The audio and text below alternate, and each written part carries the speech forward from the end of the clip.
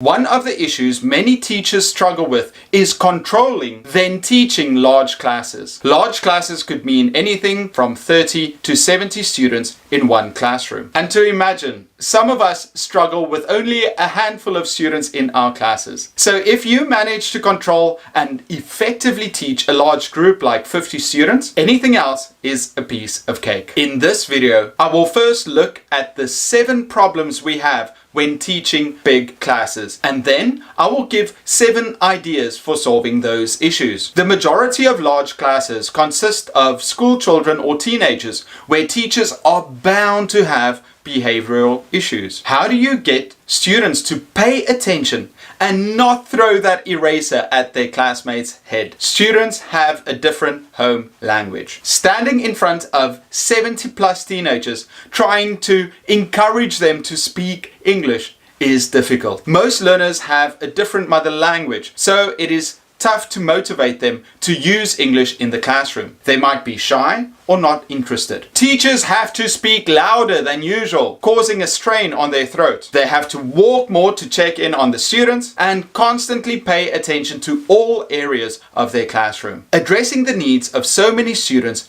can be exhausting. Teachers are limited in what they can do within such a confined space. Most of the time, teachers have very little space to conduct kinesthetic activities such as running diction or wall tasks. You will need to think of other ways to keep them occupied. With larger class numbers, there comes an even more diverse range of learning styles and individual need for feedback. That requires more one-to-one attention. Teachers feel like they are neglecting learners' individual needs, as this isn't physically possible. Schools don't have adequate resources to cater for classes of this size, so much of the teacher's time is required to design their own paperless lessons. Quieter students don't like to speak out in front of large groups of people, and so teachers have the added difficulty of ensuring that these students do not get lost in large classes. Let's look at some ideas to solve these issues. Teach learners procedures from the very start. For the first couple of weeks, you will practice it every day to reinforce that behavior. What procedures do I include? An entrance and exit routine, how they come into your class and how they leave. Rules for class conduct. No speaking when the teacher is instructing, and that means no interruptions, asking your friend a question, or bothering others. Also, have a way to get their attention, be it with a chime or raising your hand. Students need that clarity. If there is one difference between a good class and a bad class, it's that there is clarity on classroom rules and students know what they have to do. Bad classes in turn have unclear rules that allow students to cause trouble and act out. With very young learners, you can use basic expressions in their home language for instruction. With your students, your job as an English teacher is to instill a passion for the language. Use flashcards and activities that get students to interact with the language. With large classes, it is very difficult to use small flashcards, so you will have to use a projector, which most schools have, and the whiteboard. Use it to show your students colorful pictures and do activities which include multimedia like videos and sound. One of the oldest techniques for teaching ESL is the use of chants. Let students stand up at the start of the lesson and do a chant with them related to vocabulary or the topic they will learn that day. With older students, you should do more pair work and activities where they can use their own experiences and knowledge, such as surveys and questionnaires. If they are utterly out of control at any age, there is a major problem with ethos and classroom management, and you should fix that immediately. Restart the class and get those procedures down. The fact is, you want the students to interact with the language as much as possible, and also heap praise on them when they excel in class. You have to show them that you appreciate it when they use English in the classroom. When you give them enough praise, they will try harder in the future. Nothing is as bad as a teacher that has to speak loudly to be heard the whole day. The truth is that the only time a class is draining is when the teacher doesn't have 100% control over it. They feel like they have to speak loudly to keep their students' attention and therefore tend to use too much teacher talking time. Keep teacher talking time to a minimum.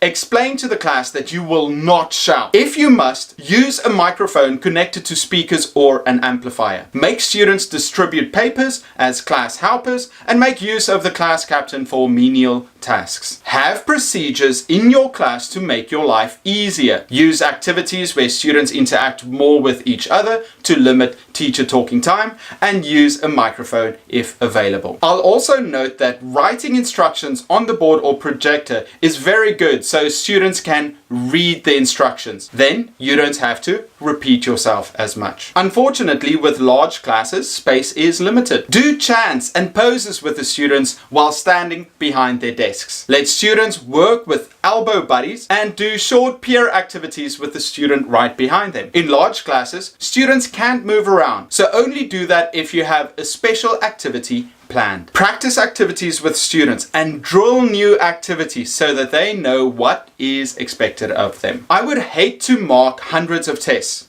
but that is what teachers have to do on a weekly basis. Do short surveys at the end of class to check understanding and reinforce what they have learned. Let the students write exit tickets about what they've learned and read some out loud in the following class. Systematically work through the entire class so that you can reach all the students at some point. Take care not to neglect certain students or call on the same ones over and over again. You can do it alphabetically or from side to side. Don't let anyone fall through the cracks. It is vitally important to check the understanding of your learners during the lesson, so do in-class feedback. Ask students to show thumbs up or thumbs down if they understand. They can also put fingers in front of their chests. 3 means I've got this. Integrate the learners' backgrounds and experiences as content for your lessons. Resources and books may be limited. Try and use books with online components for teaching. Be consistent in that you ask random students questions throughout your class. It keeps them on their toes. If a student is hesitant to answer, give them 10 seconds. Then ask their friend. If you give them 10 seconds and they don't answer, they will feel 2 things. Number 1, the teacher gave me enough time to answer, I failed. Number 2, because the teacher gave me enough time to answer, I will try harder in the future so I don't disappoint them. Remember not to punish the students, but encourage them to do better. Be sure to walk around the class and question learners while they're busy with pair and group activities. Teaching big classes is difficult for many teachers, but if you create a welcome atmosphere with strict rules and procedures that students agree to, your time teaching will be much easier than you fear.